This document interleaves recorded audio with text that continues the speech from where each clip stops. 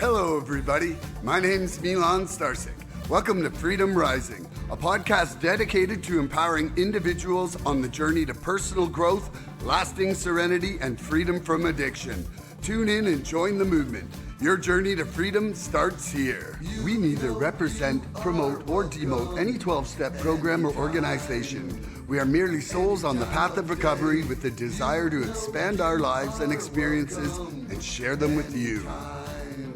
Hello, everybody. Hey, guys. Welcome to the 89th Recovery Freedom Rising podcast. I'm Milan Starcic with co-hosts Andrew Norman and Annette S.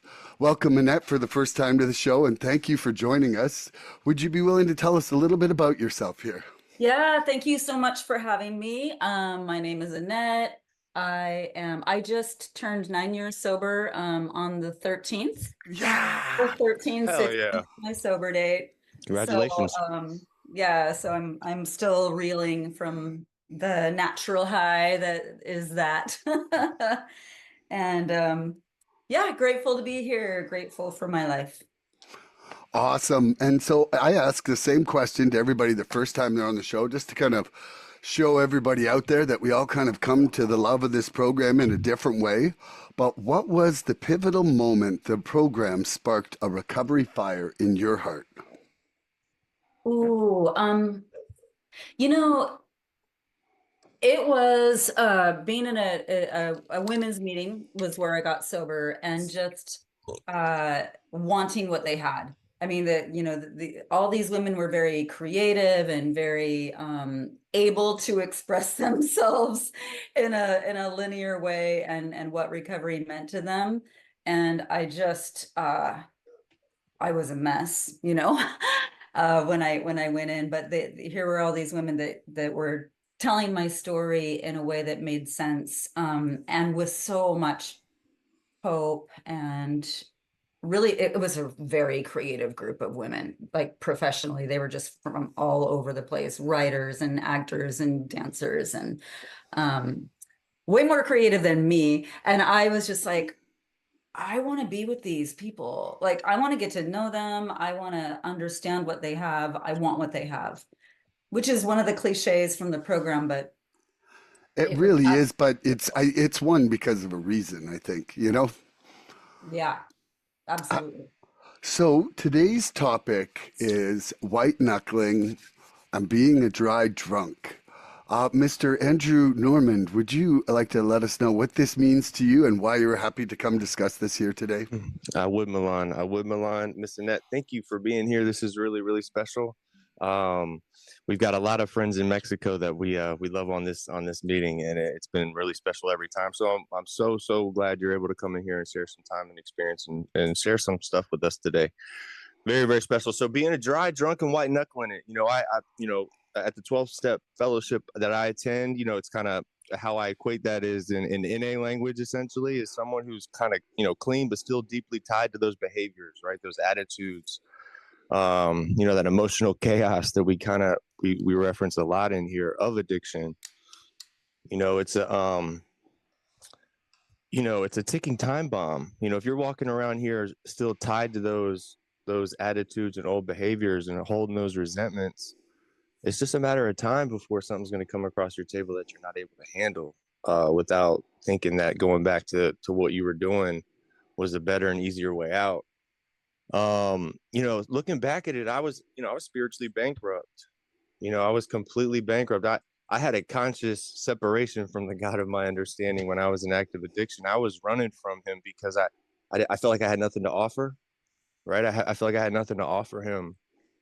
And if he did catch up to me, he was going to take the couple things that I did have, and so carrying those resentments and those fears and those same things that I was dealing with in active addiction is not a healthy way to do this thing when we're trying to really get clean and sober long term, right? This is a fundamental change, right? We're not doing the white knuckling thing anymore. It happens, right? But that's why we're talking about it and trying to bring some awareness to it today, because you can be doing really, really well in recovery, and something will come across your table, and then it'll get you acting in those old defects of character, right? And if you're not working on yourself and working an active program, right? We're in a 12-step fellowship. Work those 12 steps of that fellowship.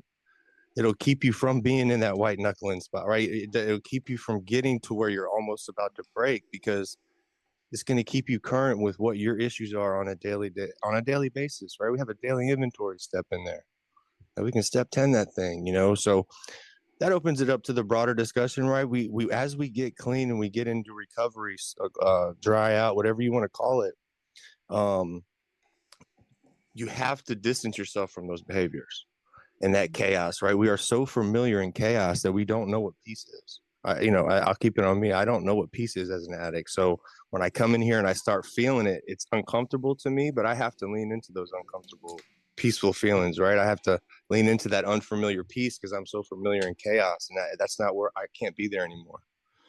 So yeah, I'll pass that to you, Miss Annette, right? Okay, yeah, I super relate to what you were saying about feeling like like you would have nothing to offer to the God of, to God, that you didn't know how to carry peace. And I always felt like there was some kind of power greater than myself since I was a little girl, but certainly felt like I didn't deserve it. And I could hide the way I was living my life from a lot of people, but I certainly couldn't hide it from whatever higher power there was. So I didn't deserve Yeah. it. And Yeah. yeah, and so white knuckling, well, I couldn't do it. I mean, I tried. I wanted to get sober and get clean for a long time, and I tried, holding on to like just like don't drink, don't drink. And my first experience with what I thought was a sponsor was someone I knew who didn't drink or use. I saw her in my social groups, and I asked her to help me out, and she was like, "Oh, you want me to be your sponsor? Sure." But she was still smoking pot and she was still taking pills, and so I thought that that was okay. So I wasn't Oh, man. sober. Rut-row. That's like a California She with a wasn't working a twist. program, Rut-row. right? So she wasn't working a program. So she was white knuckling, which means she's finding her relief in other places besides the bottle. Mm. And yeah, so I don't, and I know a couple other people that have white knuckled it but it's always like I take Xanax or, and so just trying to hold on. We're still trying to control our our addictions in our own way. So for me, and I understand that people do get sober in different ways.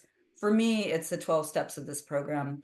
And like you said, leaning into the peace that that brings, which is surrendering to say like, I'm an addict, and in order to find peace and be comfortable with it, which you were saying, Andrew, like to be comfortable with that, because I'm comfortable in chaos.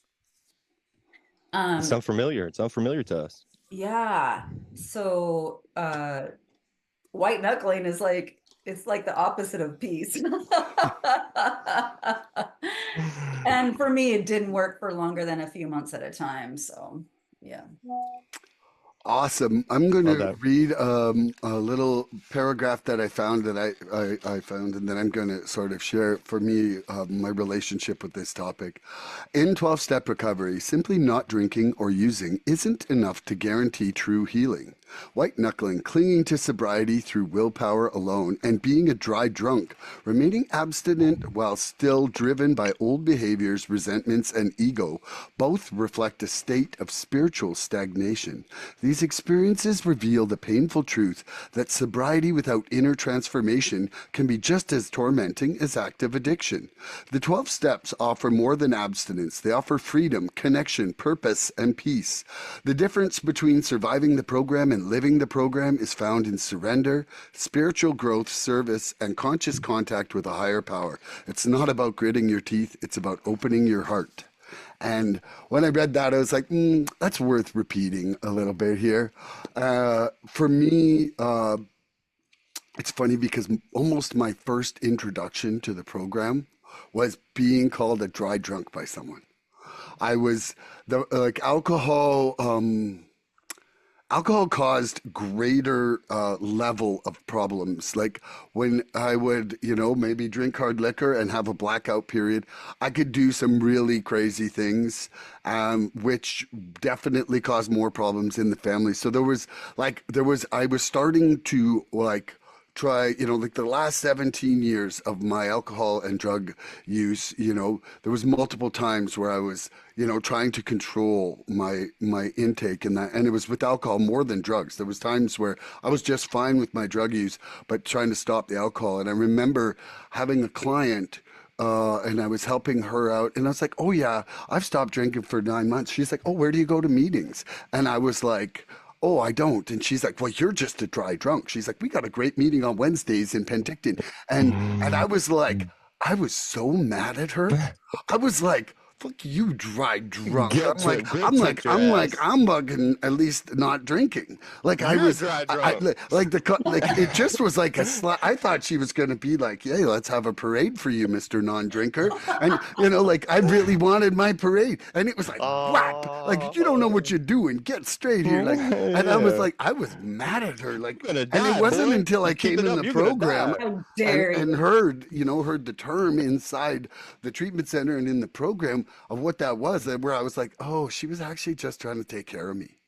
Like, but to my ego driven, self centered thing, it was like she took away like the one accomplishment I had felt like I did, and it really offended me. So when you wanted to talk about this topic today, I mean, I had 17 years of white knuckling in some respect or another and thinking I had control.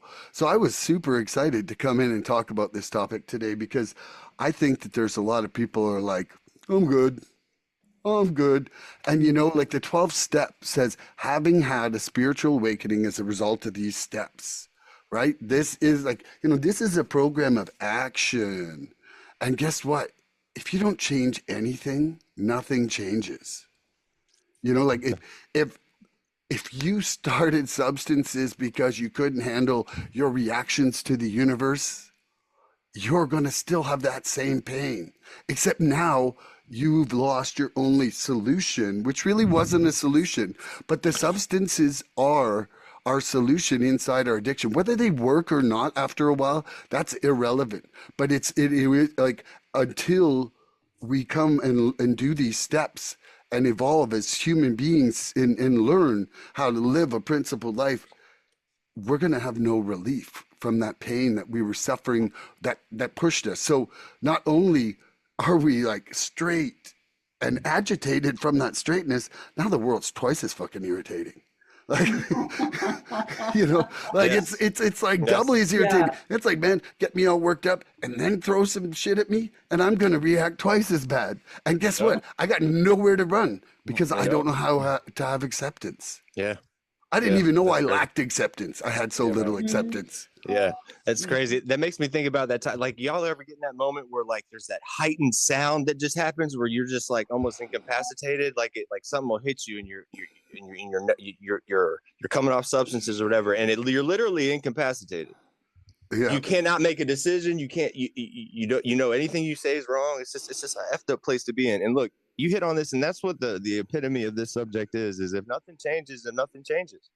Right. Yeah. Nothing changes if nothing changes. Like, you can't change and then be doing those same old things and expect to change, right? You can't be lying and saying you're an honest person. Right? You can't be walking around going, man, I'm a I'm really honestly honest lying. dude. I'm honestly lying and I'm an honest dude, but like lying your ass off. It does not work like Everything's that, man. okay. And you're like wanting to kill somebody for something they said that really you should have been like, whatever. Yeah, but I'm doing good. But I'm doing good, right? Good. Come on. I'm good. I'm good. That's not an answer. So, all right. So that's I'm gonna ask a question now. But yeah, and I wanted to hit on this, and you just touched on this, Milan. So this is a program of surrender, not self-improvement. We'll hit on this probably every podcast until we die.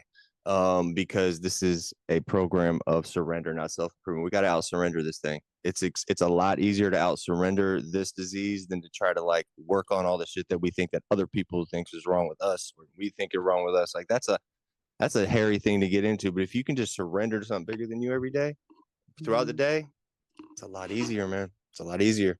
So here's my question, Miss Annette. I'm asking Miss Annette first, right? How do you personally know the difference between simply being clean or sober, put whatever words you want in there, and actually being in recovery? Yeah. So I think that when we are drinking and using habitually, that's our self-care. Like that's the best we could do at the time. And so when we stop doing that, when we stop drinking, using, then we're left with nothing. And that's the dry drunk, where it's just like we don't have that coping skill, we don't have that self-care anymore. We have to deal with these situations. And for me, when I was going through my time of being a dry drunk, I was miserable all the time, but I was like, I got through it, like I didn't drink.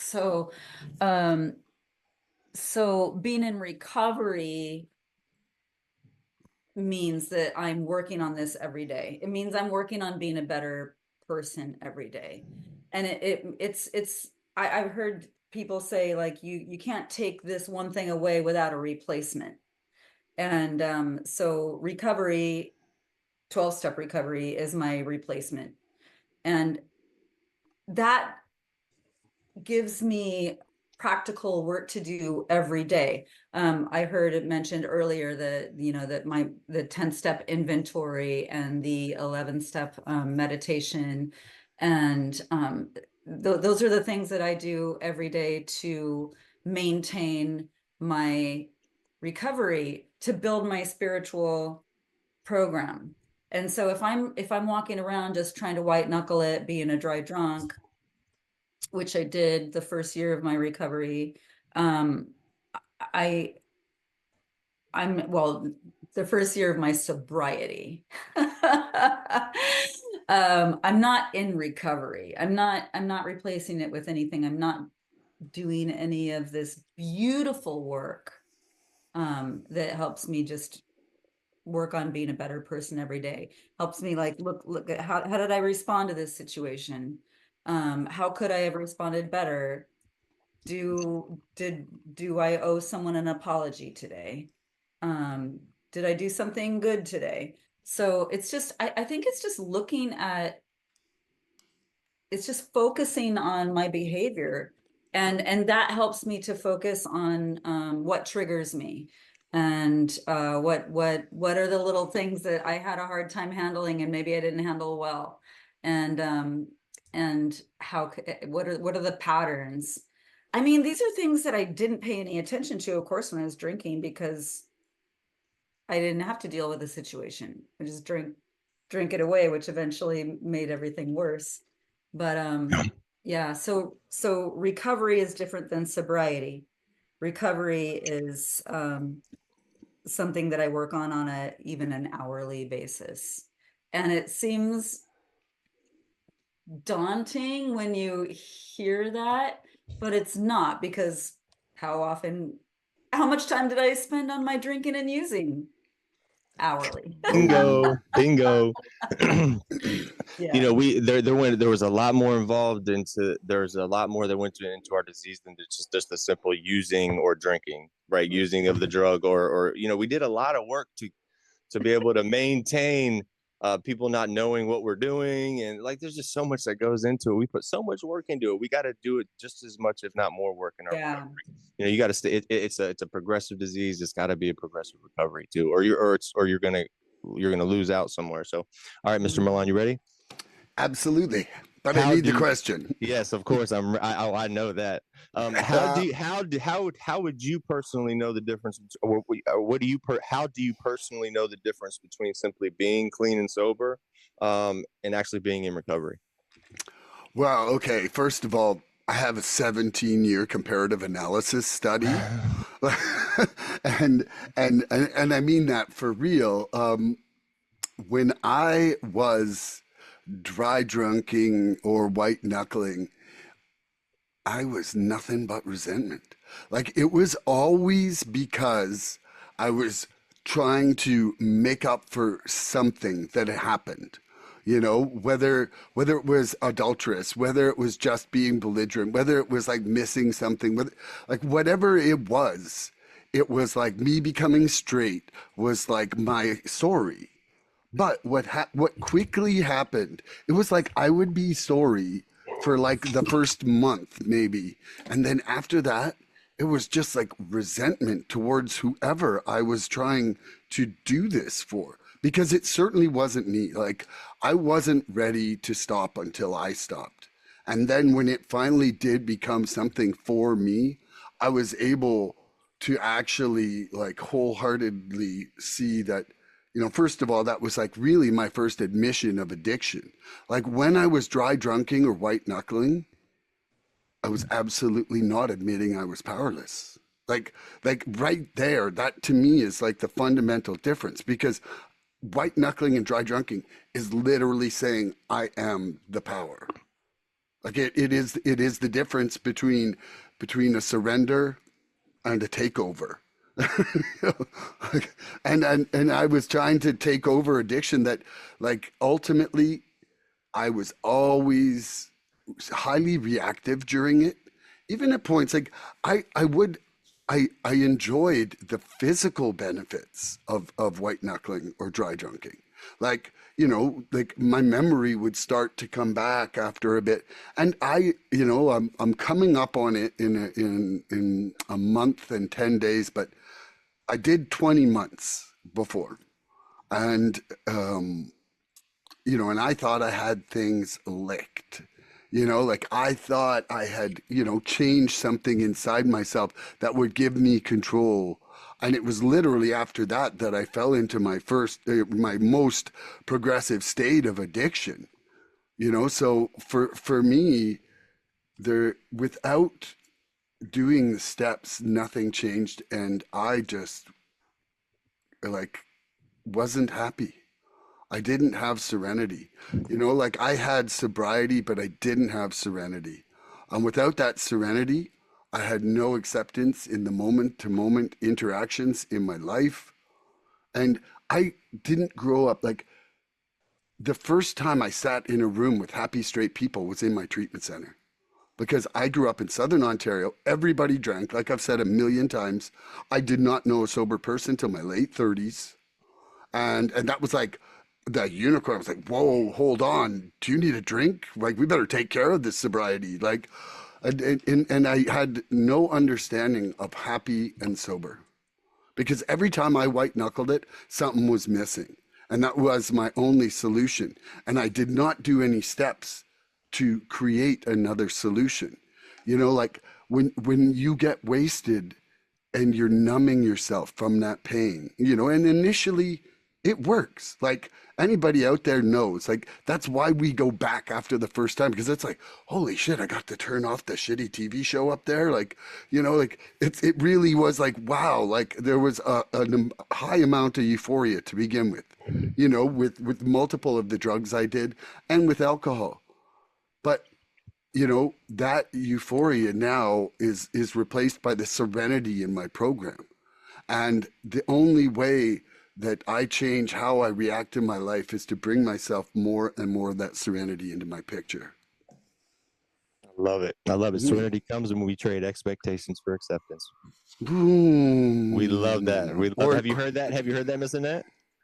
No, but I love it. Yeah, it's something that it's one of our underlying themes here lately. Expectations get me into trouble. Tom Smith from Sayulita was on here. One of the last things he said on his his joining us on the episode, he said, this was told to me really early on. He said, this is not a program of self-improvement. This is a program of surrender. And it's kind of been our Oh, mantra ever since. Like, it really, wow. it, you know, it- we Thank you, sucked Tom. at removing defects. I proved it for 51 years. So why Yes. all of a sudden do I think I'm a defect removing machine? It's like I need to surrender, and it's just amazing to get reminded of that. Yeah, it's beautiful. Love you, Tom. Love you, Tom. Thank you. Ooh, Thank you for yeah, changing my Tom life. just messaged me yesterday. He's like, "Hey, when's our next podcast?" Bro, Oh, say, Tom, you let us know a time and a place, and we're going to be there, young man. I know that's what I said. I know. So I'll answer that question. Mm. I'll kind of run it back through. So how do I personally know the difference between simply being clean and being in recovery? Well, it's night and day for me, guys. You cannot change what you refuse to confront.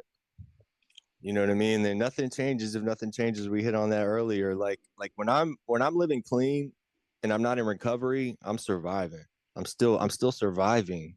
I'm in that survival mode still.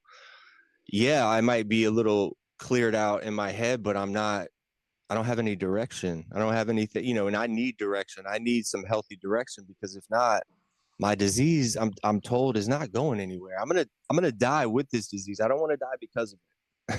I want to die with it. It's a big difference dying with it and because of it. So when I'm surviving, I'm restless. When I'm surviving, I'm irritable. When I'm restless, I'm filled with fear. Right. Fear can creep in there. Faith does not allow. It's not. I don't. It doesn't allow faith to take over.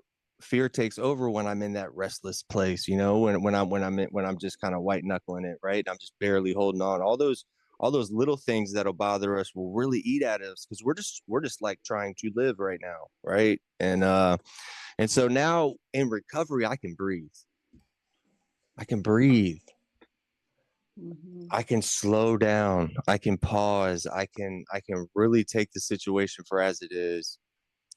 I can accept the situation and then act, Miss Annette.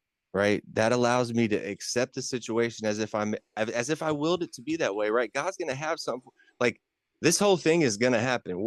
This world is moving all around us, and these things are happening. Right? And so I have to lean into that being as if it was meant to be that way for me, right? Good or bad.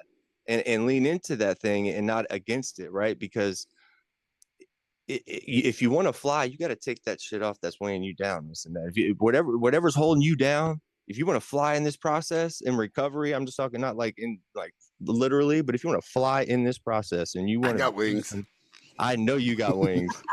And so what that's, you got to let that stuff go that's weighing you down. And if you're going to be living by those old behaviors and things clean, you can do more damage than good, because if you're going to live that lifestyle clean, you'll never know what real recovery is.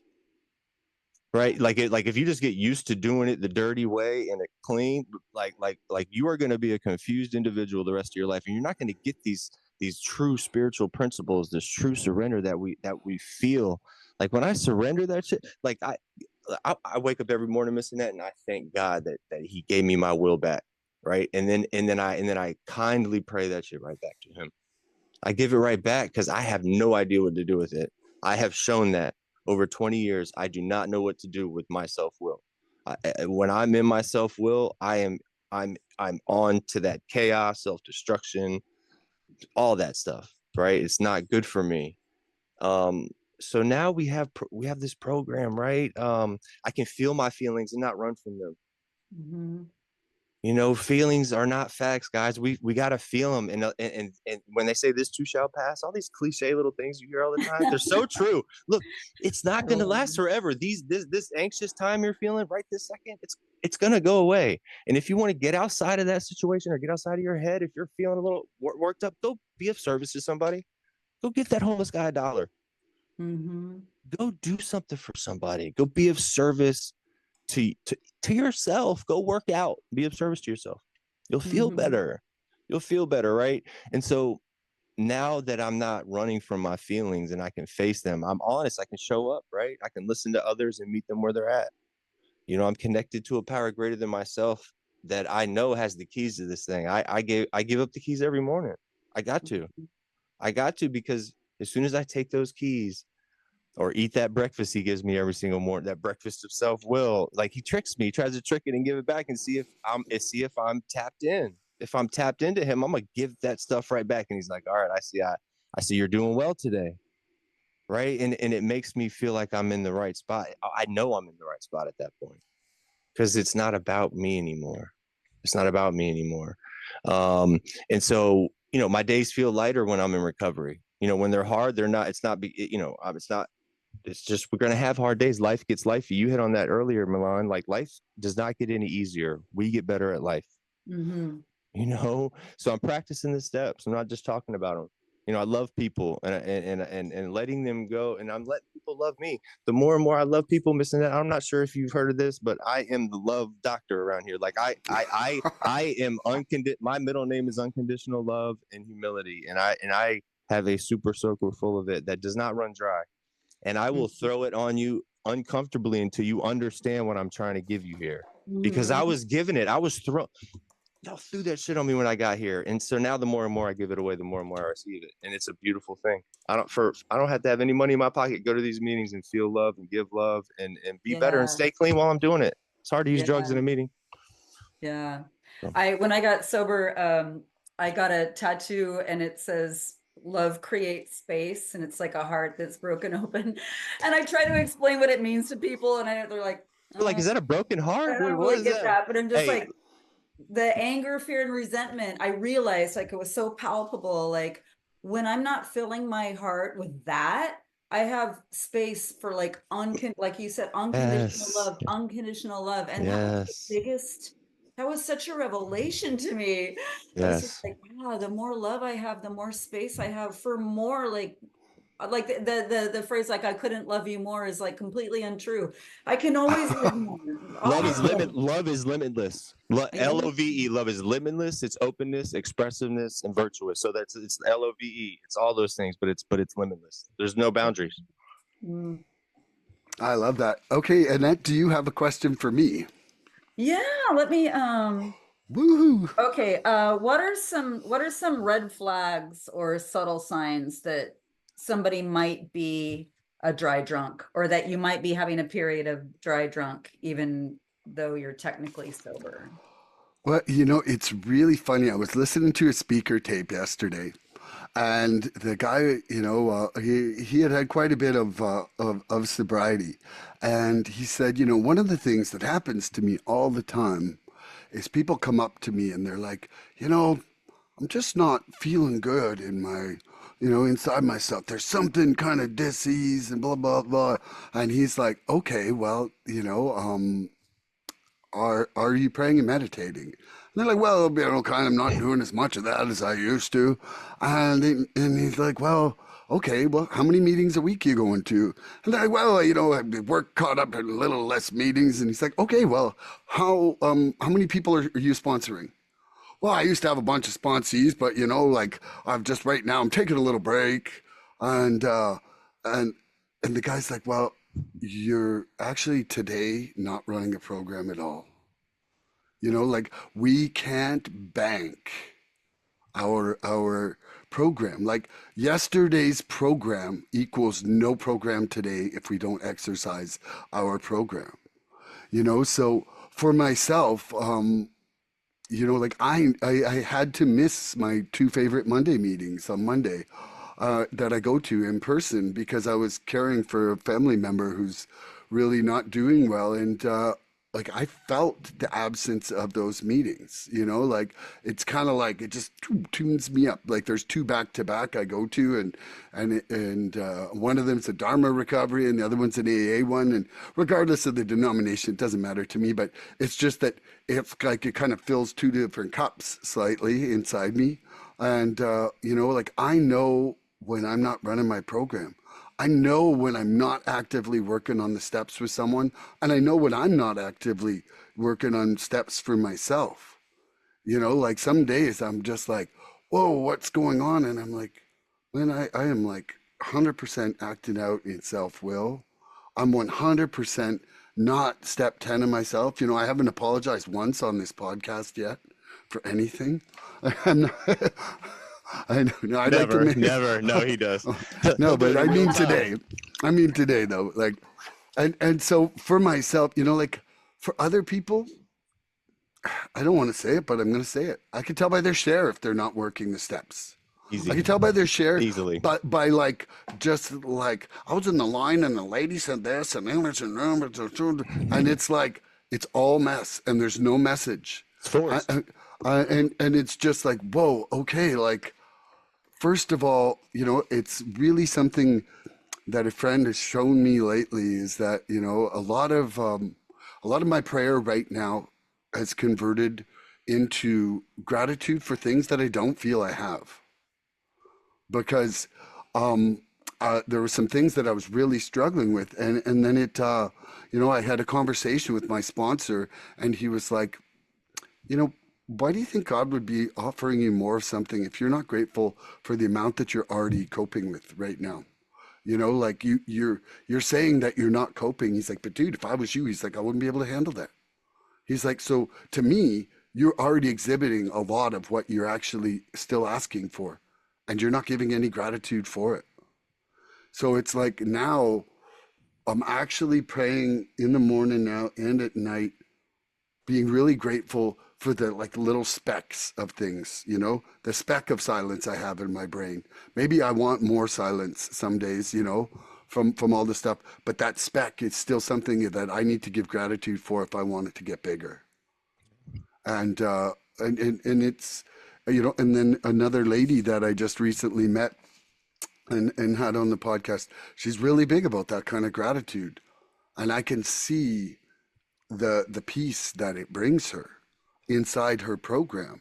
You know, like it's so easy to find what we're missing, but like to dig deep for the essential stuff that is part of what you think you're missing, like you have a lot more than you think most of the time.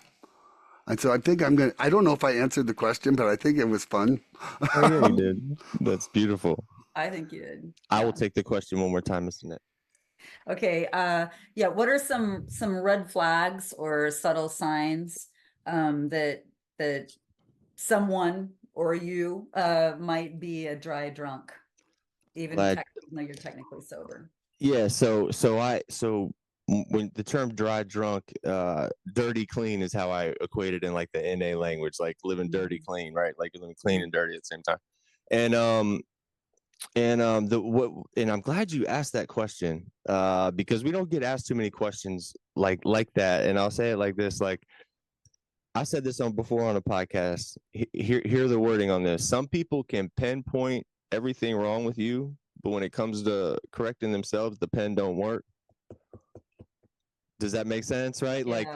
Like so there's a lot of people, if they're out here outwardly trying to take your inventory, right? So that pen writing your inventory, they can write all day about your inventory, right? And talk about it in a meeting level, right? But then look, they go to write on their inventory and the pen runs out of ink. They don't have any ink when they're writing their inventories. They have no idea what they're doing for themselves. And that's just somebody caught up in their disease still. It's that disease thinking clean, right? And so you said it, Milan, we can sniff that stuff from a mile away. And I'm not saying that's a bad thing. That's where they're at right now, right? That's where they're at. It's kind of it's not our job to bring them to where we are. It's our job to come in here and share our experience, strength, and hope. And hopefully they're in a place to hear that message and to be able to say, okay, I want that in my life. I want to be a little better than just being clean or sober. You know, I want to have those spiritual principles in my life. I want to be able to love somebody like that dude loves somebody. You know, it's the attraction rather than promotion. We're not out here going, look, hey, if you want to love, you have to do this the way I do this. No, we get a sponsor. We talk to our sponsors. We get a support network. And this thing is everything that you make it, right? Like you can either identify your way in or complicate your way out. You know, and so if you're going to complicate your way out, like you're not working a full program, you're not doing these things that are just they're just suggestions. Some people call them subtle commands, but they're just suggestions, right? And it's about keeping you alive today. When you realize this thing is about keeping you alive and not co-signing your bullshit, it's not about riding your wave anymore. we've had people riding our wave, our little wave of woo for too long, man.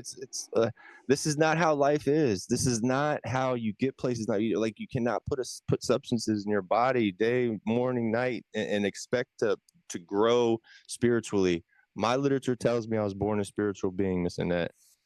And so I'm looking to tap into something spiritually. And as I said earlier, I was running from him for a long, long time. Because I was spiritually bankrupt, right? I had removed the substance, but I hadn't invited anything in deeper at that point. I came here and I was shown how to invite that thing to my life deeper. And I was told that it can be anything I need it to be. It can be whatever I define it to be. And that changed things for me. It changed things for me. I'm no longer upset with myself when I make mistakes, because I understand that I'm trying a new way of life. I'm just trying. Well, I can't get down on myself for trying, and B, God's got something on the other side of that thing for me. It was not meant for me in my plan today, because I'm working a program. I'm doing it every day, and I got to lean into that. I've been, I'm coming up on, in about a week and a half, I'll be 3 years clean.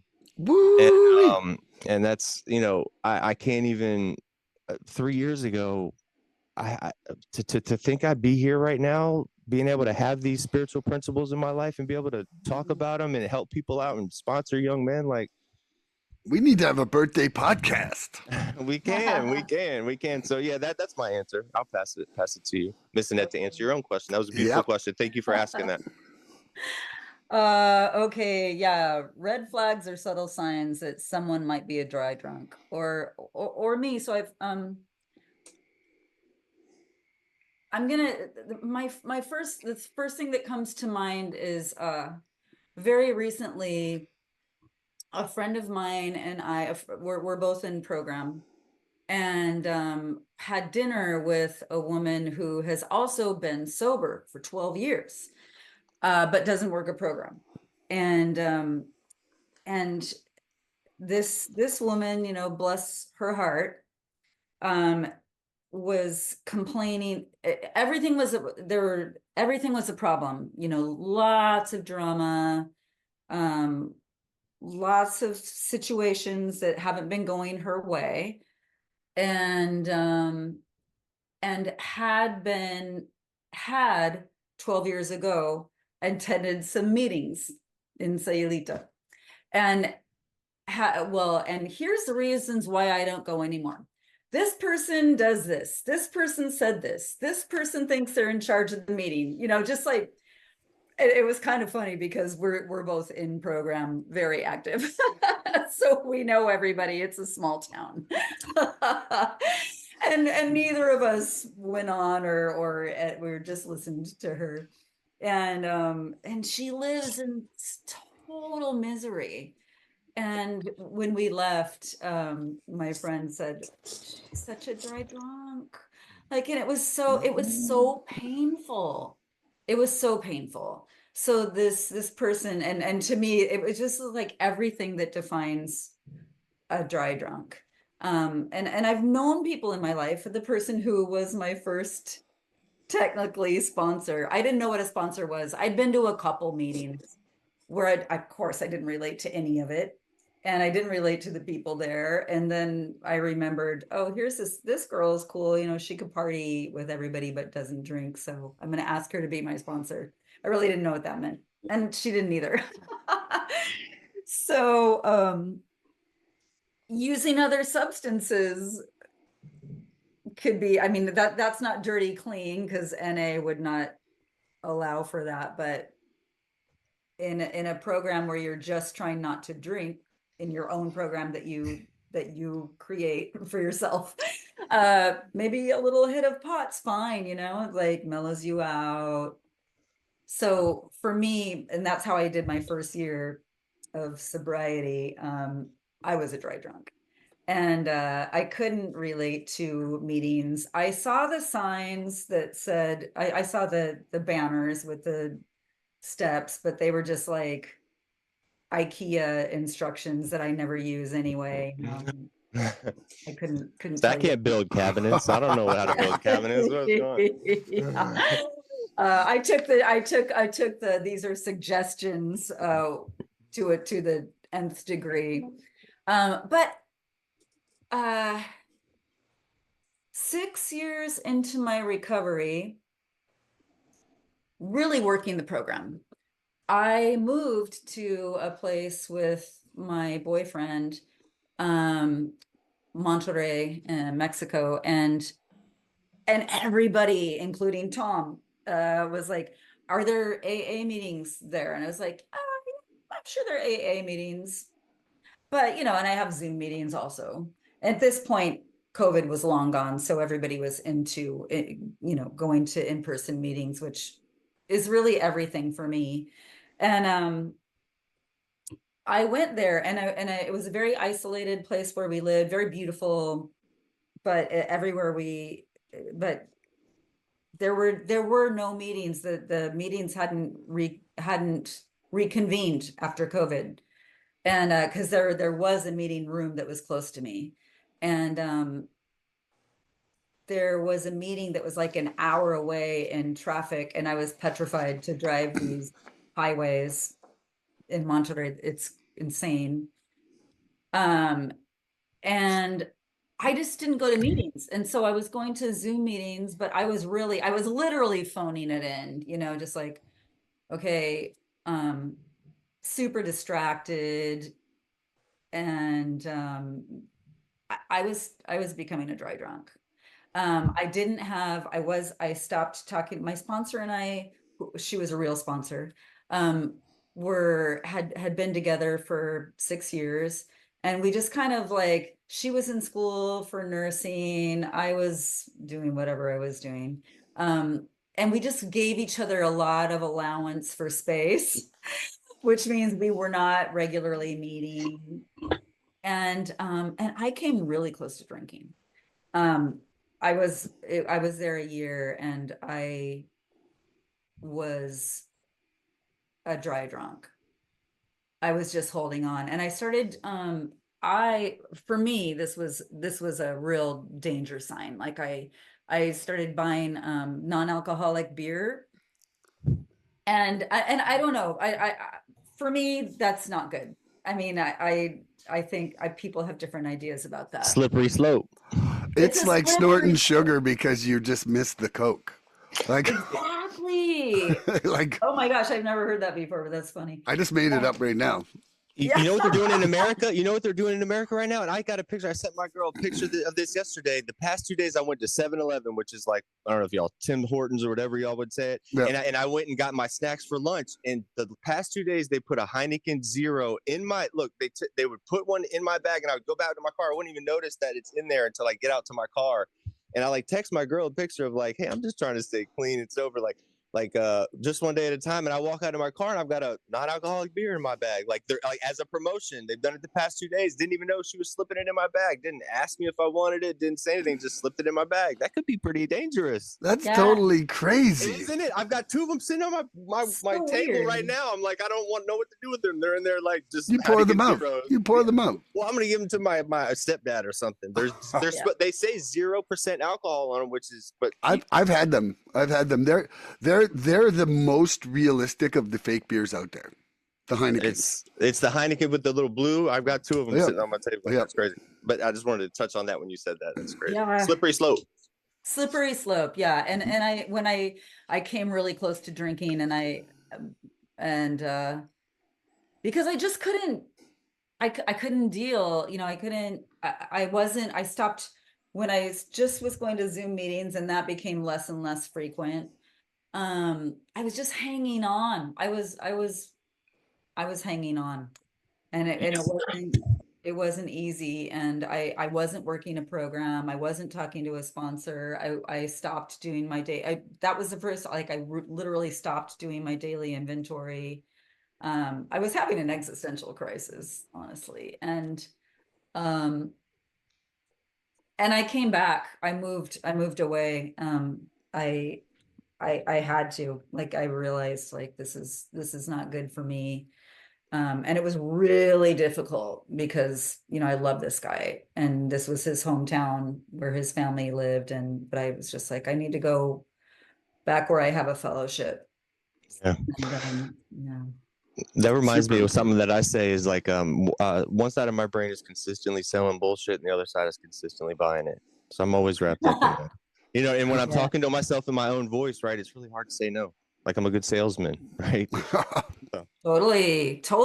Yeah. It's hard to differentiate when one side's talking to the other, and you're like, yeah, that sounds good. Yeah, well, I'm buying that bullshit. It's just it's a messed up place to be, man. Mm, I agree. yeah. Okay, so I am now going to ask Mr. Andrew Normand a question. Or should I say, Andrew Unconditional Love Normand? Ooh, I like that. I like I that. was sneaky. White Knuckling is surviving recovery by force. Living the program is thriving in recovery through faith. So, what would you say your day looks like as you let faith guide your steps instead of fear gripping your fists, Andrew? Wow. My day has changed because I've given to look. I go to a lot of meetings, Miss Annette. I go to a lot of meetings, you know, and it slowly, you know, my days started turning into honest, open, freeing days, you know, that where I could understand, where I can surrender this thing and give up all this guilt, shame, and remorse, man. I tend to feel, you know, and as I can turn it over a little bit more, love has taken over in my program. You know, I have a foundation built on love. And um that word used to make me kind of roll my eyes because I thought, you know, anything love to me was just, you know, I'm who am I sleeping with, and you know, that was love to me. Who am I sleeping with, and my drugs with my love, right? And now it's totally different for me. Um, it's a freeing thing, right? Because I'm building self acceptance today, missing that. Like that's the change for me is I'm not trying to build self esteem and trying to judge myself and trying to evaluate myself anymore. I'm able to build self-esteem because I'm not in those old ways of thinking anymore, right? I'm not trying to build self-esteem based on maybe how you might think about how I'm handling myself or how I look or whatever it is. You know, I'm not self-evaluating myself. I'm relating to myself today. You know, I'm not holding on to those old behaviors. So I'm not not accepting myself based on a contingency of a circumstance, right? I'm secure. I'm not fragile anymore today. I'm a secure individual. People know what to expect when I show up today. They know I'm going to show up with love and humility, and I'm going to try to help anybody out that I can, man. It's about helping the next one. You know, it's about paying it forward. You know, I was prayed into these rooms. One of the most unconditionally loving things we can do is pray for somebody. You know, one of the most unconditionally loving things you can do is pray for yourself. So turn that around, and if you don't know how to do a loving act for somebody, you don't have to do anything but pray for somebody and watch something good happen to them. It'll change your life. You know, it's one of those wars that we win that we don't tell anybody about, right? Those are special. Those are special. And so in NA, I saw people loving each other and giving love back. I saw people sit with strangers and cry and help lighten that load. You know, and I saw truth. I saw forgiveness in real time. You know, I saw forgiveness happening in real time in these meetings, and I was able to be of service to a group or groups, you know, and then you know, when I'm building self acceptance, I have nothing but positive outcomes. When I'm building self acceptance, I'm relating to who I am. I'm not trying to differentiate this side of me from this side of me, right? There's no mixed effects. When I'm building self esteem, I'm trying to do things to gain it. Right, I'm trying to do acts to gain that self-esteem, and then that's contingent on circumstances, and then I get a mixed bag of effects on this one. If I'm building self-esteem, I'm completely secure in that. It's just coming to terms with who I am today and who I don't want to be anymore. I don't want to be that guy anymore that I was, man. I was not a good dude. I was not a good dude. And you know, people don't see all the choices that you had. They only see the decisions you make. Does that make sense? Yeah. We they only see, you got to think about that. So do your due diligence to make the right decision. Not, you know, all these choices that people don't care about those choices. They don't see the 10,000 choices that you had in the think process, that way that you got to that decision. They just see that decision. So try to make the right decision based Mm. on, you know, being tapped into to that God of your higher power. Because if you're gonna stay in His will, regardless of the outcome, it's gonna work out. It's gonna work out. you know, you got to lean into it. So I lean into love. Love is our basic nature. It's within all of us. We don't, one doesn't lose love. We just decrease our hate. So go ahead, Mr. Or who is it? Who we on? I'm going to ask Annette the question Yeah, now. I'm totally White knuckling is surviving recovery by force. Living the program is thriving in recovery through faith. What does your day look like as you let faith guide your steps instead of fear gripping your fists, Annette? Mm. By the way, did anybody mention that they love you guys today? I love you too. Oh, I love you. Mm. I uh there are a few people in this program that most of my recovery has been in Mexico. And so has been with this fairly small group of people that grows very much bigger in the winter time. But a few of the women, and in particular, really taught me how to rely on a power greater than myself. And that made all the difference between that letting the grip of fear control me and allowing faith to guide my steps. So it wasn't until my third year of recovery that I started getting it, that I started understanding, like, I can really turn everything over. I mean, I understood the concept of it, but I didn't really fully practice it. And it shifted everything for me. It's like, oh, okay, whatever this higher power is of mine, I can't explain it, and I don't have to, but I can turn my will and my life over to that higher power and know that as long as I'm taking the next right step, then things are going to be okay. Even if they don't feel okay right now, they're going to be okay. And so where I was letting fear grip me, even a few years into my recovery, I could, my mind still wants to take control. It still wants to spin out about certain things, like, how am I going to be able to, stay here? Like, this one job is not like doing as well as I thought that it would. And, now I'm nervous. I don't know what I'm going to do next. Instead of just like, okay, talk to people about it, sit in the fear, let it, I mean, you can't, you know, I can't will away these feelings. The more I try to be like, don't be That's it. scared, don't feel that way, it's gonna compound. I'm gonna feel even more that way. So just like sit with it. Okay, I'm scared right now. I'm gonna give that over to a power greater than myself, and and let's see what happens next. And so I'm responsible for my next action. And if I'm regularly meditating, so that's one of the day-to-day, that's my favorite day-to-day action. If I'm taking even like 8 minutes, for some reason that's a great time for me. If I'm taking even 8 minutes to like sit in silence and meditate, it's gonna allow me to respond in a much more graceful way to the situations in my life, and to really understand that there is a power greater than myself that has my back, as long as I'm doing the next right thing.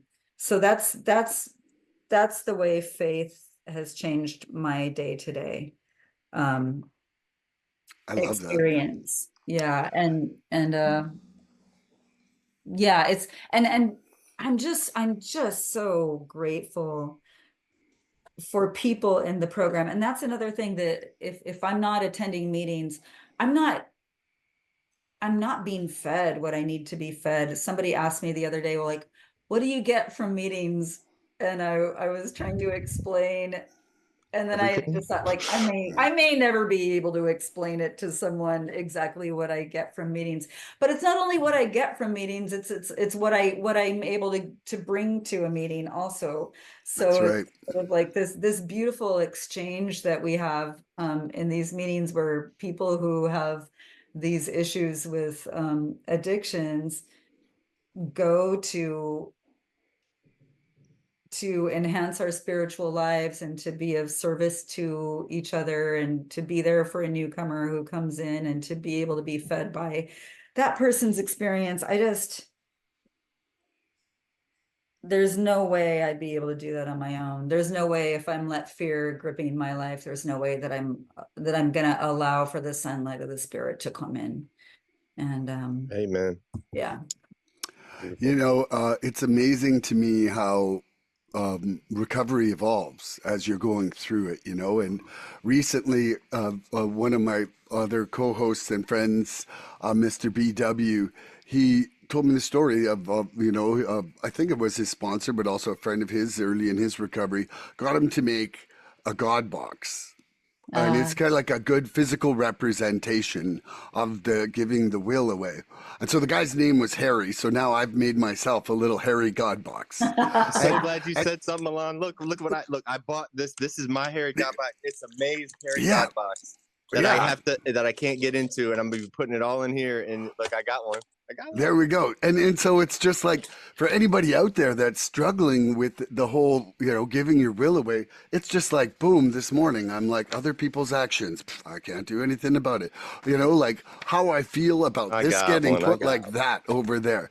Like Excited. everything and just releasing it like that. And it just wasn't comprehensible to me without a nice visualization like that. And how, like constantly, like, Tom's little one sentence a month ago has just spiraled us in the direction of surrender. And there's always something. And it's such a beautiful thing if you keep working at it, like, so for myself to answer this question, what does my day look like if I let faith guide my steps instead of fear gripping my fists? Well, it's a 180. It's more than a 180. It's like doing 10 360s. Like my day just isn't the same day at all because one, like, if fear is gripping my fists, I'm run by fear, which means that you control my day. Like mm, I don't get any peace because whatever's there to agitate me, I've formed, like, by the time I was getting straight, I was using all types of delusions to amplify emotions, and those delusions were enabling me to have an excuse to use for anything. Any speck of sadness became the most sorrowful thing ever. Any speck of something that was like disturbance made me the most angry ever. Any cause for celebration, man, you would want to see the parties I was throwing near the end. Like it was just, I had a 50th birthday party a year and a half before I came into the rooms, and it was literally the most overtopped circus of insanity ever. And but that's not what I wanted to talk about. Now I just totally derailed my thoughts. I got fully distracted. I was like picturing the fire spinners and and the gold outfits. But okay, I'm finally getting to a point for myself where, you kind of just touched on this in it, where it's like, not what you get from a meeting, right?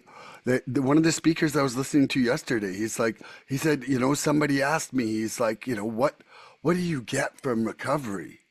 And he's like, no. He's like, what are you giving to recovery? Like turning it around like that, because guaranteed, if you're not giving your time, your energy, your service, your love, I guarantee you're getting shit out of your recovery. mhm. Like it isn't called a program of action because they want you to take a nap. It's not called a program of naption. Well, you're muted, Andrew. That even though you really want to take a nap, it doesn't work.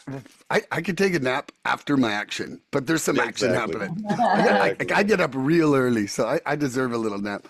But it's hard to shut the hummingbird down. But It is. but my when I let faith guide my steps, I kind of liked that question because it's like faith guide your steps, and for me, I came in the program really with zero faith, and part of the beauty of this program is to turn hope into faith over the Yes. process of these 12 steps. Mhm. And so, like literally my faith is guiding me to take a bolder step on each step as I'm going. And the one thing I'm realizing is that, I meet all these people, and you're one of them, Annette, and you've been one of them, Andrew, where it's just like life places them in my way for a reason. Like, and that's part of the beauty of this program. And I'm okay now. Like at the beginning of my program, I would beat myself up for missing something. Like I'll be like, oh shit. And now it's like the most fun thing ever to find out something I missed because I get a chance to go back and make it better. Which, Yeah. I, which, to me just shows that, I'm able to actually just not take it as personally now. First of all, and that I don't have my ego wrapped up in my results in the same way. Like I'm just actually happy for the opportunity to have learned it, regardless of how many wrongs I did on the way to it. Like I was a real math guy growing up, and mistakes weren't profitable in math. Like it was really like wrong was not a good place to be. But if you're not wrong, you never learn. And so it's in my adult life and inside my program life, it's really changing of the one step forward, two steps back, sometimes five steps back. But like I'm happier now than I used to be, and I'm growing, and I'm not stagnant, and I love you guys. Hey, and if nobody told you they love you today, Milan, I love you. And it sounds like you're a man that has surrendered, man, to this process. I'm like every single day. In fact, I was like, That whole thing you just said, I was sitting here, just surrender was just like blinking in my head, going, "He's surrendered. He's surrendered, man. He man, I can't understands what wait the to get surrender the process." tattoo. I can't wait to get the tattoo. All right. Are you ready for a question, Miss Annette? Yeah. All right. So when you find yourself getting into that spot of white knuckling or staying dirty clean, what tools or people help you loosen that grip to reconnect with your program? Absolutely, meditation is my first go-to. And that's become basically, part of my that's become built into my mornings. So, but every once in a while, I'll wake up and it's like work, there's urgent things that need to be done, and I'll just pour myself some coffee and get right into it. So, and on those days I realize like, okay, I need to step back and do my meditation. But there was somebody said a little earlier, I think Milan maybe, but it was thinking about how I could be of service to someone else. So if I'm starting to get that dry drunk feeling, which for me means that, or that white knuckling feeling, which for me means being in restless and discontent. Um, there's a part in the book, and I'm not the biggest, I can't quote the book like some people are so good at doing, but where it says, even thinking about how you could be of service to someone, like maybe even the thought of praying for someone else. Oh, what are some of my peers going through right now? Puts me back onto a more spiritual basis and a spiritual level. And then surrender, because that's if I'm starting to get into that restless and discontent thing, it's because I'm not surrendering something. And I have to remember, like, there's nothing that brings more peace than surrender. There's nothing.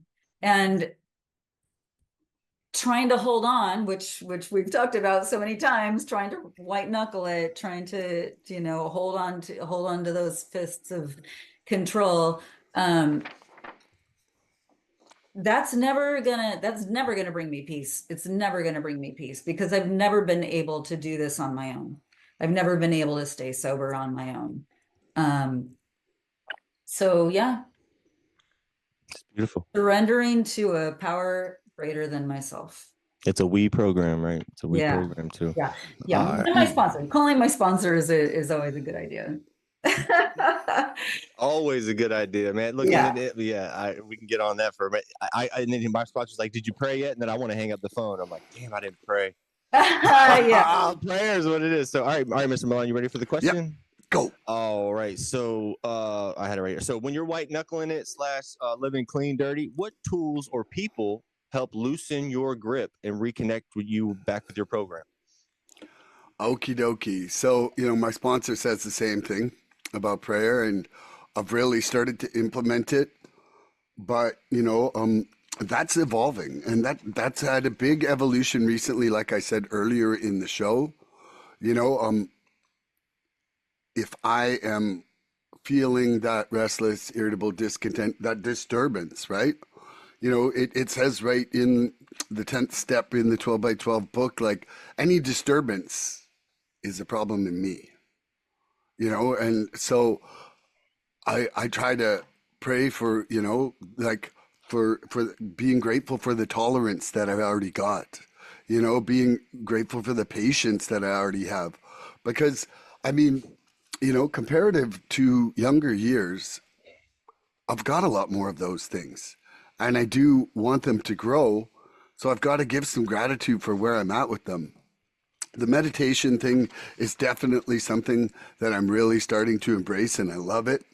You know, um, that doesn't necessarily help me out if I'm somewhere in a group of people and I'm getting like too fast of reaction. I'm not just like close my eyes, hold my hands up, and they're like, hold on, we're gonna finish this argument in a second. Like I don't have that kind of meditational in tuneness for myself yet. Um, but I'll tell you one thing for sure is that service, and not just service inside the program. We have some elderly family members that live with us, and like I've had to do some really long sessions of caring in this last time frame. And it certainly is true that when you're really thinking about someone else, you stop thinking about yourself for a minute. You know, and also though, quite often working with a sponsee definitely helps me. I'm the worst for calling my sponsor. I feel like I'm like the burden, like, and he never treats me like that. Like it's this thing in my head, you know, and but it's always of my benefit to go and to talk to him about stuff because he just is such a fabulous philosopher, and and he always pulls me out of myself with our conversations, and that's ultimately what I need. And when I'm white knuckling, I know it really isn't going to sound much program related, but sleep, food, and exercise, those three things right there can make or break my day. And no matter Yeah. how strong and how emotionally buoyant I am the day before, if you take away all my sleep, feed me shitty food, and don't let me exercise, ooh, Jerkface came to town. JF Starcic right here. Like I can be that little 2-year-old baby having a spaz out in an aisle in a grocery store. I'm like, well, what's going on? Like and I know it. So, it really is a part of my program to try to go to bed early. Like, like when I go to a meeting at night, I'll come home and I just try to get right into bed and that's it. Like, because I know it'll take me time just to get my brain to shut off. Like after a really good meeting, ooh, that's like a drug to me. Like I can leave a meeting and I'm like, "Whew, got the meat sweats. It's like recovery fever in here." Like, I'm like Joey Tribbiani from Friends when he ate the whole turkey. I'm like, whoa, man! It's like give me some maternity pants. I'm bulging here with the meat sweats. Well, yeah. So I think That's I'll leave funny. that there, and I still love you guys though.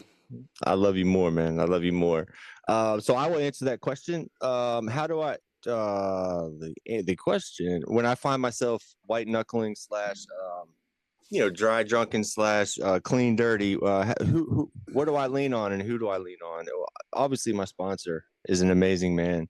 um when I find myself in that spot, I'm feeling that fear and that tension, and I'm able to recognize the like kind of the precursors to that, right? And I know because I read and I read these books and I read this literature, which is why I know what's going on with me, right? I know that if I can remain faithful when fear comes knocking, like if I can stay in that lane of faith, right? Seeing that taking that first step without seeing the whole staircase, like fear's not going to be there, man. Fear loses out to faith every time.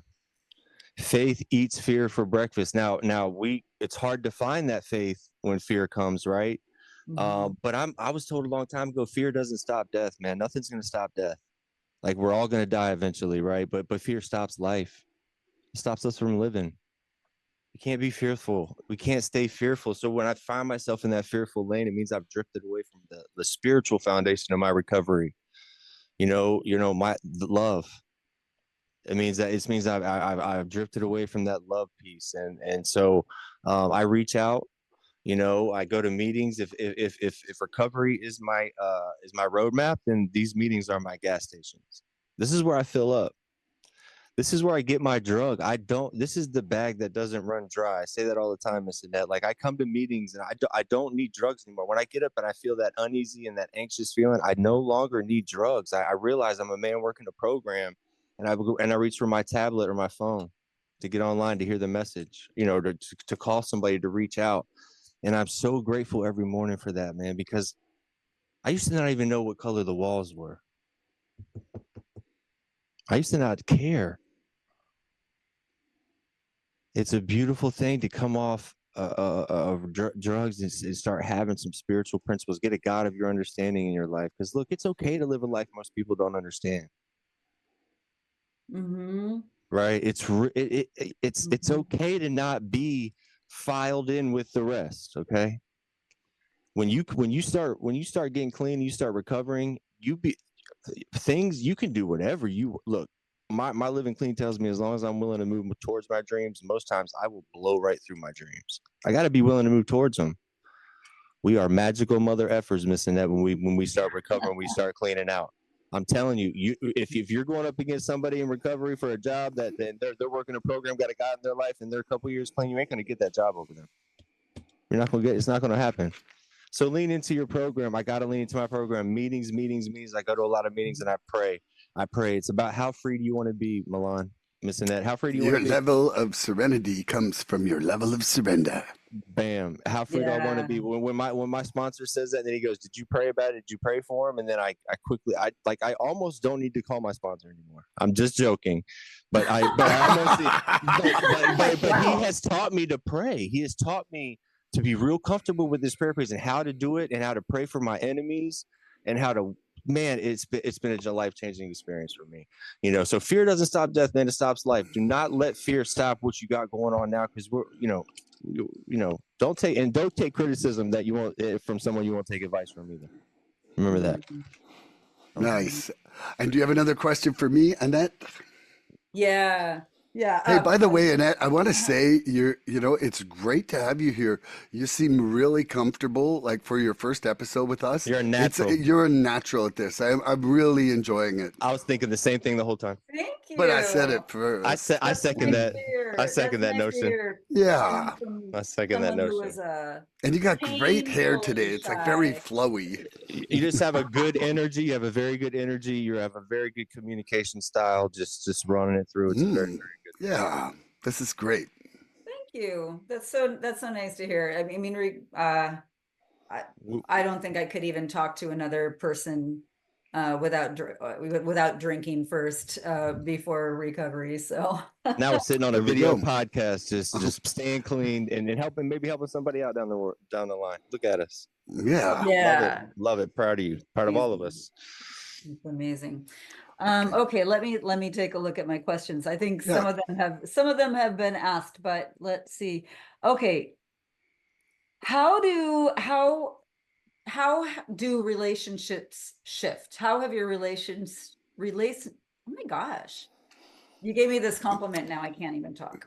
Peter Pecker Um, picked a pack of pickled peppers. how do relationships shift during the transition from active addiction to emotional recovery?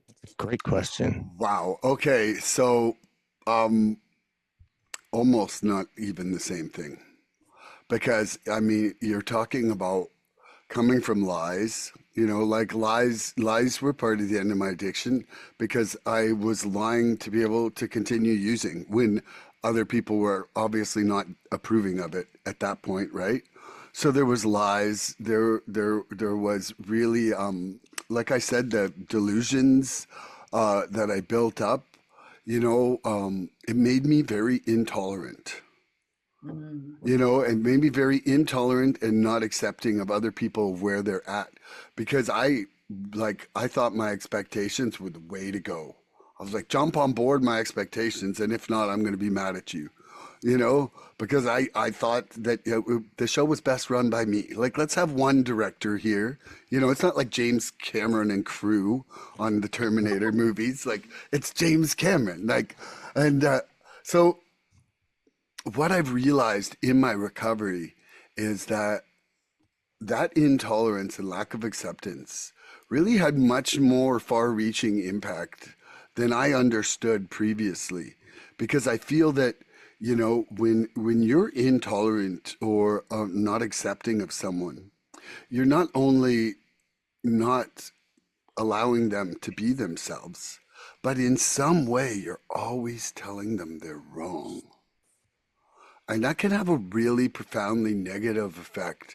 Like, first of all, in like repulsion, like they don't want to be around you, but then anger, but then also, especially if they're children, on their own self-esteem and their own sense of self-worth. Like, if you're telling them they're always wrong, even if it's indirectly, like even if you're not saying the words it's wrong, but you're always acting disappointed, that's telling them they're wrong in another way, you know, and and I realized how much damage that I was doing to other people when I thought I was, just trying to show them the right way or something. And so, one thing that I'm doing and that I've done, especially I would say that what I just referred to was mostly in reference to my daughter, you know, where I'm like, what damage did I cause as she was growing up in that way? And so, there's a lot of actions that I still like. We have a lot of instinctual cycles with family members. Where like when push comes to shove and somebody's like, your sister says something fast and you're like, and you respond. And so I have that with her. But now I can catch myself. I can tell her that I was wrong. I can apologize for the past even before and tell her, like, I don't want to be acting like that. Acknowledging that wrong behavior and saying that I'm trying to change it. And, that just wasn't happening at all in addiction, and and the reason that I don't just try to change it without telling her is because it's like someone said, when it was Nicolette, we had a guest on here, and she said when she goes to a party, she announces to everybody that she's in recovery. It's like an insurance policy she takes for the night. Insurance. Yeah, but it's also, for me, this is like an emotional act insurance policy.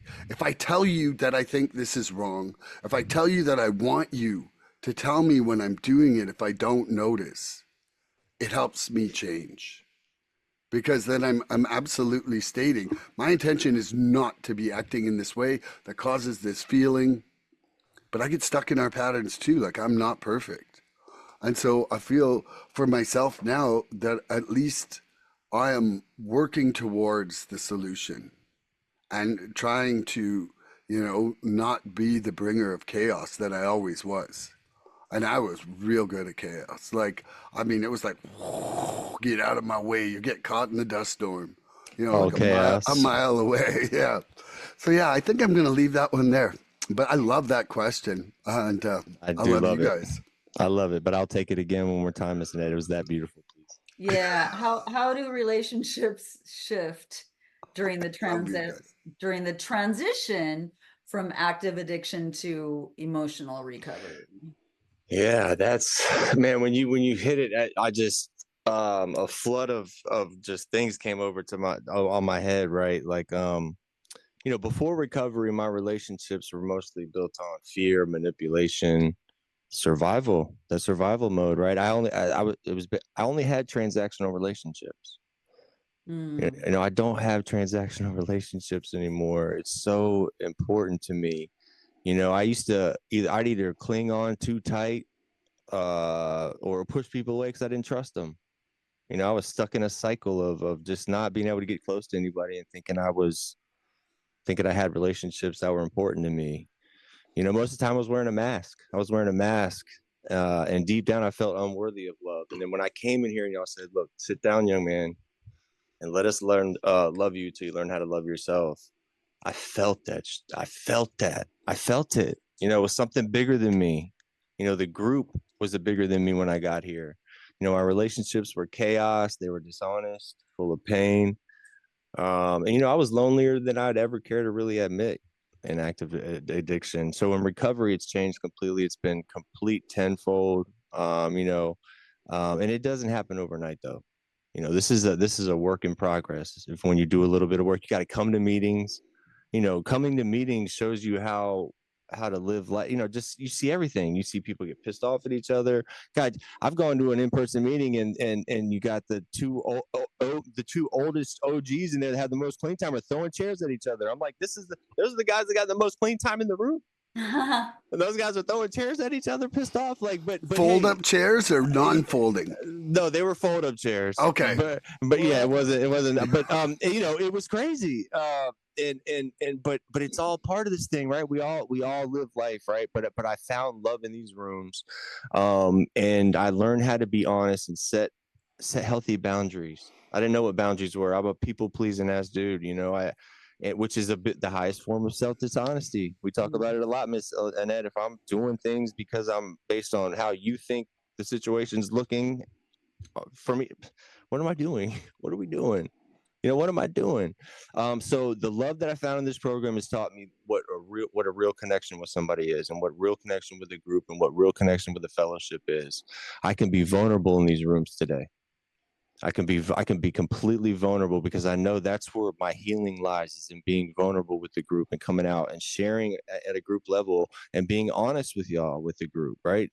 And when I come out and share honestly, it allows our hearts to connect. It helps you. It helps me to help you, and it's not only helping me, it's helping you maybe.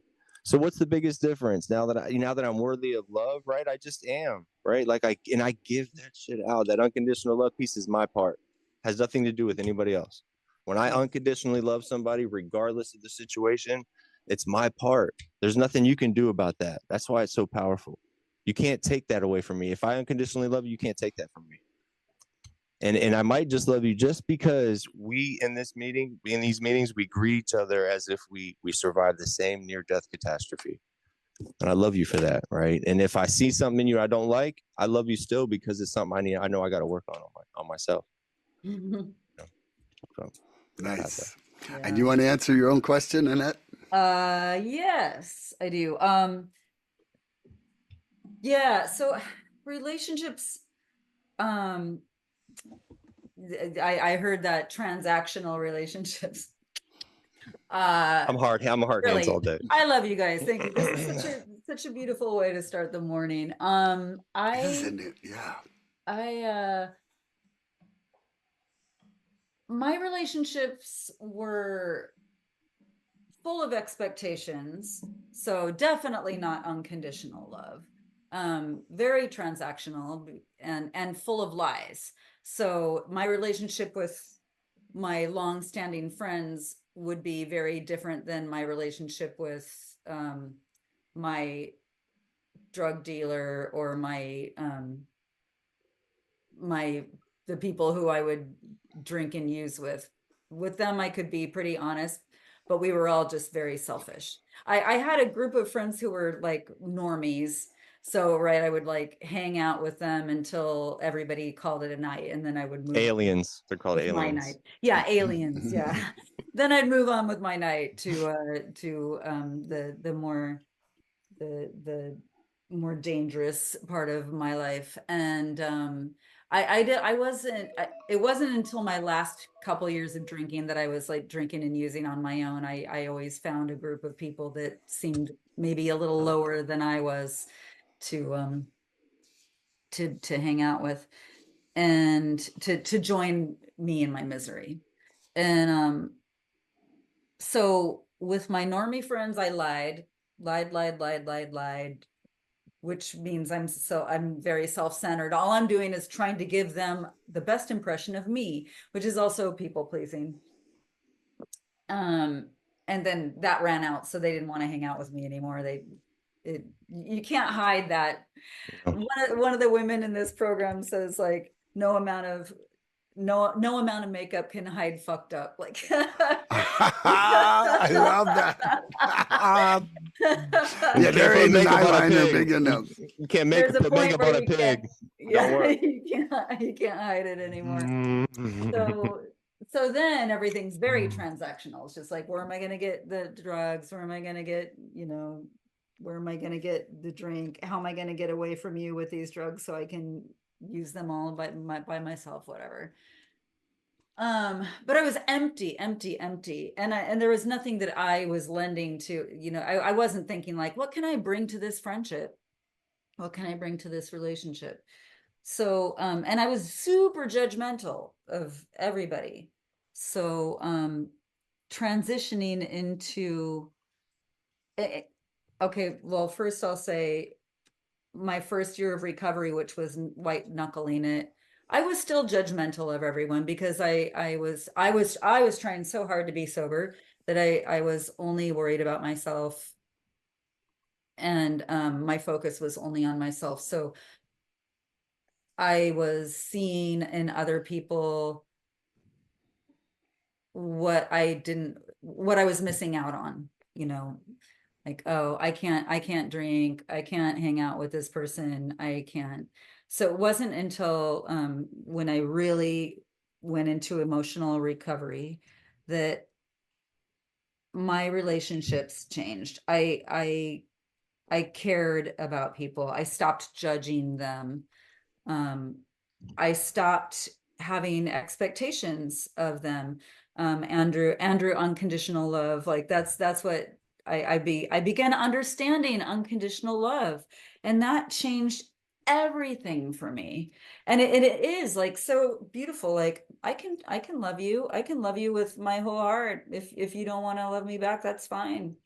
It's okay. Not And your part. Had nothing to do with you. it's easier. It's easier. And the resentment prayer um has become a real amazing thing in my life, where certain people that would be maybe the closest to me, maybe family members, where I had resentments toward. My sponsor helped me find this resentment prayer, and that has been pivotal in a couple of relationships that I've had, and still, even with fellows once in a Can you while. say it now?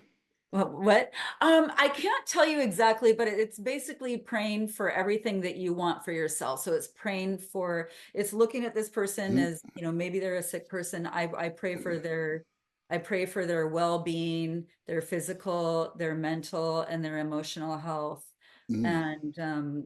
And so I'll find what page it's on, but you're supposed to say it like every day for 2 weeks. Okay, yeah, I've done that. Yeah, Yeah, I've done that. I was really happy to learn that actually it's myself. amazing. It changes that entire dynamic if you do it for the 2 weeks for sure. Yeah, It'll yeah, change your life. It yeah. really does. It really does. So Okay. learning how to handle that has been great. Yeah. Yeah. Amazing. That's beautiful. Okay, I'm going to ask you another question, Andrew. Okay. A dry drunk avoids the bottle, but still drinks deeply from anger, pride, and blame. How would or how does your relationship change if you live the steps instead of just remembering them? Um, Gosh, if you well, so I consistently work the steps. Um, I have a weekly, I have a weekly meeting with my sponsor that we go, we get on a FaceTime call, or WhatsApp FaceTime, and it's like, very intimate. I can be in my own setting, just like we're doing here. I don't have to be at a library at an in person, in person. My sponsor is nowhere in the vicinity of where I live. I mean, he's 6 hours away. So I live these steps. I have a sponsor that's like 35, 36, 37 years clean, and they fly him around to all the world conventions and stuff. So I'm going through my doctorate degree edition of the steps at this point. And it's really allowing me to learn a lot about myself, but it makes me live by these steps. And when I can live by these steps, when I say that, when I think of that term, live by these steps, what it means to me is living by the spiritual principles that we gain as a result of working these steps. I had a sponsor tell me early on, not the one that I have now, but he pulled the car over. We were getting ready to do a step 4. And he's like, bro, the step work don't mean shit. He's like, it don't mean shit, man. That step work doesn't mean anything. He said it's the spiritual principles that you gain as a result of working these steps. So when we would finish a step, if I didn't know exactly what spiritual principles went into each step, we would go back and do that thing all over again because I didn't get it. I didn't do it right. And so that's so important. Um, there's 100 plus spiritual principles, at least the one that we recognize in our, there's a lot of them. And there's numerous ones attached to each step. And so these steps, especially in the 12-step program that I attend, like there's 69 questions in the first step of the step working guide. And each question, I might be on the phone with my sponsor for 2 hours and I might not get through the first question. They're written in a way that make you rethink everything that you're doing throughout the day. I have a couple of sponsees and they go through really, really tough times and they're early on in recovery and they're starting to get a little clean time under their belt. And they come to me with this really, really tough shit. And it's just general stuff with the family and all this stuff. And I'm like, I'm like, you've been working on your step work? And it seems like when they stop working on their step work is when things creep in because they're not staying current, right? That you can come to meetings all day. Yeah, and then next level is that be of service at that meeting. That might keep you in there white knuckling it for a little bit, but do these steps. You'll stop white knuckling everything if you do these steps. White knuckle your ass to these steps, and then let the rest go. Your life's gonna. These are the keys to freedom. I challenge you to learn who you are. You don't even know who you are yet if you have not done these steps, and you've been in active addiction for a long time. You've been drinking and drugging for a long time. You have no idea who you are. Your family has no clue who you are. Work these steps. And I guarantee you're going to find a piece of you or pieces of you. Look, we're becoming somebody we've never been before. We're becoming that person that we never knew we were the whole time that we could be. And beyond that, we can be whatever we want on top of that, right? We're going to learn that base of who we are, and then we're going to grow as we see it and as we hear things come in that we can adapt to our lives, right? Take the stuff that we need and throw out the rest.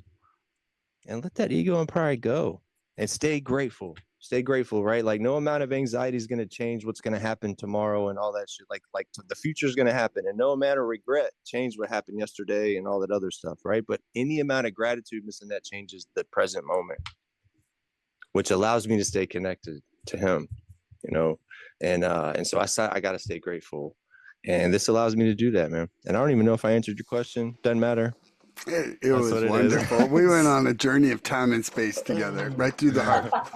Okay, Annette, a dry drunk avoids the bottle, but still drinks deeply from anger, pride, and blame. How does your relationship change when you live the steps instead of just remembering them? One, I heard in a meeting a couple weeks ago, somebody said the biggest gift of this program is not sobriety, it's their relationship with their higher power. And I was like, wow, wow, that's really true for me. Because it's the relationship with it's my surrender, which is the first part of my relationship with my higher power that allows me to stay sober. Um, and of course, obviously, not drinking and not using keeps me out of a lot of trouble. But that doesn't make me happy. It doesn't bring me peace necessarily. We've talked about that. So, working these steps, is what brings me emotional sobriety. So,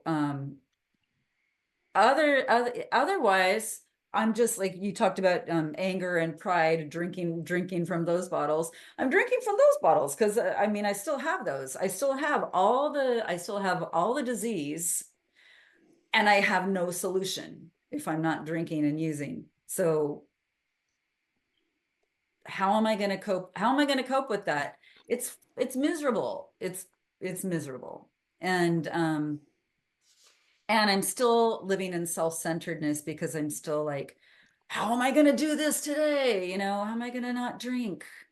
And that's all I'm thinking about is, how am I going to not drink? And of course, in your first days of sobriety, um, of course, you're still detoxing. That's going to be that's going to be the hardest thing. I mean, I didn't go from, even when I really got sober and when I was ready and I was willing to work these steps and I was ready to surrender. Um, it didn't happen in a few days. It happened. I still had to detox. I still had to battle the urge to drink. But I wasn't really battling it. I was utilizing my sponsor, and I was utilizing the first three steps.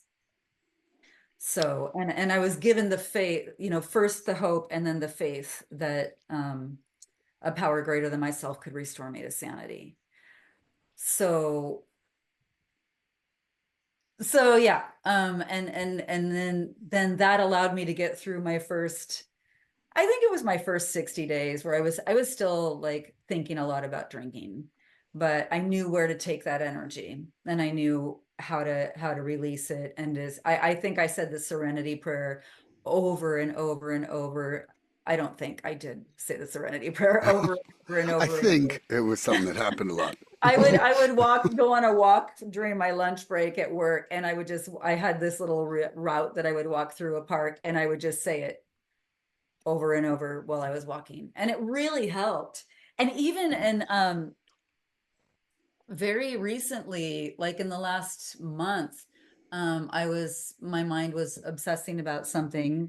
And so there, anger, pride, I guess I was more like worried, had some fear. And I was listening to a sleep meditation. I was just getting angry because I've listened to enough of them that I know where they're trying to take me. And I'm like, this is just like, "Argh." And I just started saying the serenity prayer, and I stopped on God grant me the serenity. And I was like, that's all I need right now. Mm. And it's there. All I have to do is say, God grant me the serenity. I don't know. It hit me so hard. I didn't even have to finish it. Because I knew there was nothing I could do to control this right now. The only thing I could change was me, but it was just like such a gift knowing like it's right there. The serenity's there. I just have to ask for it. And Serenity prayer was the first thing I learned how to do without even knowing I knew how to do it. yeah, and now I don't know.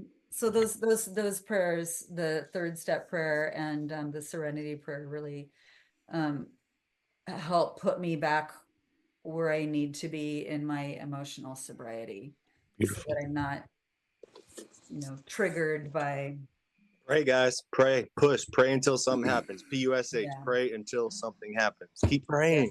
Boom. yeah. And I don't think I learned how to pray prayer was a mystery to me. Like I grabbed onto meditation really easily. I don't know why. They're interconnected. They're Yeah. interconnected. Yeah. Well, And they so, say that prayer is asking for something, and the meditation's listening Is for the receiving it. answer. Is Yeah. receiving it. Yeah. And it yeah. says through prayer and meditation, we seek these things, right? So it's a combination of both. Yeah. Mhm. Very Yeah. important. So the Serenity Prayer taught me how to pray, and now I've been able to expand that. But that part didn't come to me that easily at first. Yep. No, me neither. I would 100% agree on that. Okay, I'm going to answer this question, and then maybe we'll go into a little lightning round after this. Dum, dum. Okay. So. Hey, I don't have too much. I got to roll soon. Oh, okay. So how do my relationships change if I live the steps instead of remembering them? You know, there's so many times where I've sat there and been like, whoa, like I'm not acting like I'm ready for this defect to leave. You know, like I think of like step 6 and I'm like, pretty sure I'm like, hey, how about this one I get to keep? You got those ones over there. Like I'm gonna hold on to this one. Just let me be a little angry right now because I deserve this. You know, like as soon as I think the word deserve now, I'm like, whoa, back this horse up. Like I'm about to jump off a cliff. And then, you know, like I'm like Thelma and Louise on a horse. It's absolutely so. You know, there's been so many times that I catch myself, you know, remembering them and not living them, and that's part of like you know habit building inside the program. Like I am trying to replace 51 years of patterns in under 19 months right now. You know, like that's a substantial change, and you know the fact that I'm even more passionate about it now than when I started is an absolute miracle to me because I've never failed so much as the last 19 months in so many ways in the process of this learning. You know, like I'm a failure specialist, but I'm also an incremental success machine. You know, and that's what I really got to look at. And so for myself, you know, it is a 1 step forward, 3 steps back, 2 steps forward, 1 step back. Like I feel, but when I turn and look, and I'm like, whoa, I was way down there 18 and a half months ago. Like, like never in my life would I have thought I would be where I am right now. Never did I think I was A, going to live through it all, B, going to be sober and straight and clean, and C, happy.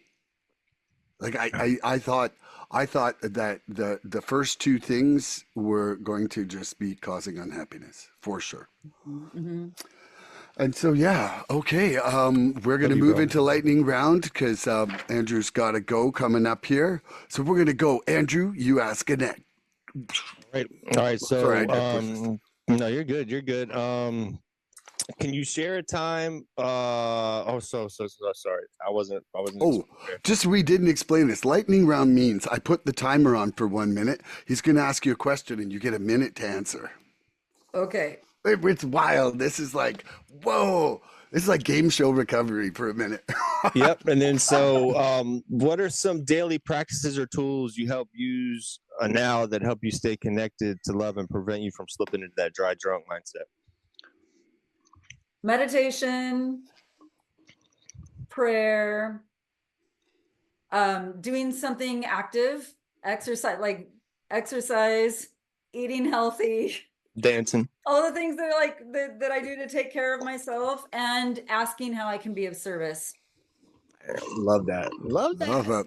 You ready, Boom. Milan? I'm ready. What are some daily practices or tools you use now to help you stay connected to love and prevent you from slipping into that dry drunk or clean, sober, or clean, you know? Okay, dirty? So I'm gonna say first of all, my entire daily program, rinse and repeat. You know, like when I don't follow what I do, I'm not following what I'm doing.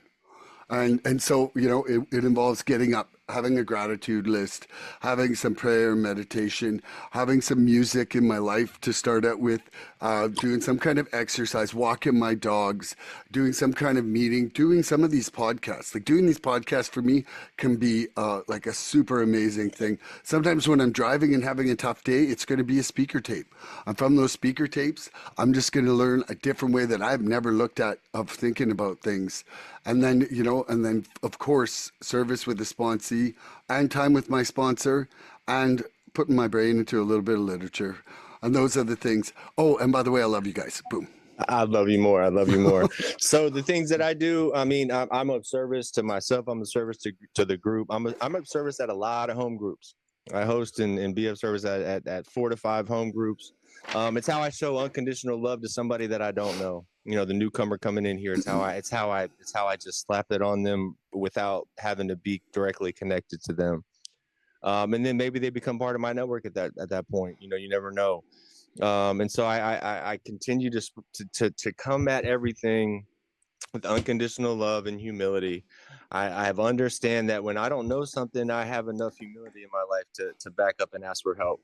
You know, and then I have discernment in my life today. I can discern whether or not this is going to be a spiritually good decision for me, and then act on it. And then act on it, guys. You know, there's no way to peace. Peace is the way. And if it costs me my peace today, it's way too expensive, Miss Annette. It's way too expensive if it costs me my peace today. And look, time is the only Boop. currency we spend without ever knowing our final Whoa, whoa, balance. whoa, way over time. Say, cut him off. So stop using that black card at time, because we don't know when it's going to stop, man. Because don't stop using that time, man. It's not worth it. Okay, do you got a question for me, Annette? Yeah.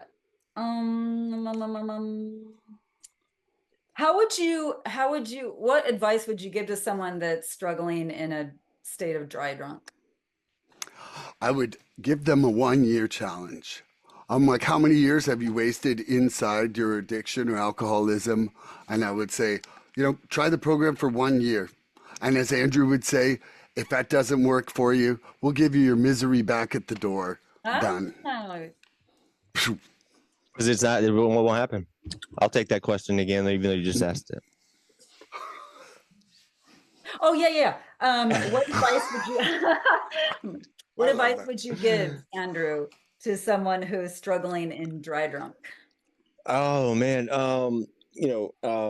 read this literature. Read the literature. You know, if you're really struggling to find where you're at in this process, and you're not connecting this. So I've heard this before, Miss Annette. Have you heard this? Addiction is an allergy of the mind, an obsession of the mind, and an allergy of the body. Right. So we're trying to connect those two things. And so you got to stay consistent, and you got to stay tapped into to what, I have to stay tapped into things I can't explain. I lean into the unexplainable things today. And I don't even know what your question was.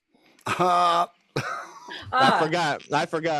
Advice that you would give someone. Advice, yes. So yeah, get a new support network. Avoid old playmates, playgrounds, and playthings. If you have a question about yourself, read it. It's in the literature. This is an open book test. It's the hardest open book test we're ever going to take, but the answers are in the books. Read it. It's about yourself, written for you, by you. And forgiveness is the final stage of love. So forgive people. If you forgive people, you'll be able to forgive yourself and love yourself. Okay, now Annette, you ask yourself the question. Yeah, I mean, I could only share my own experience. So I had the experience with being a dry drunk, and I think I would let them know that I can see this struggle, and I understand this struggle so much. And the only answer that made sense to me was to surrender, to understand, like, you can't do it. You never could do it on your own. You can't do it on your own, and that there's serenity available for you. And it's like Andrew said, it's in the book, and there are so many people to help you who have gone through this. So I want to see you have some peace. I want to see you get some relief, and here's what I would recommend, and I'm here for it. So yeah. Love that. I love that. That was beautiful. It was. Okay, here we go. I'm going to ask the last round of questions here.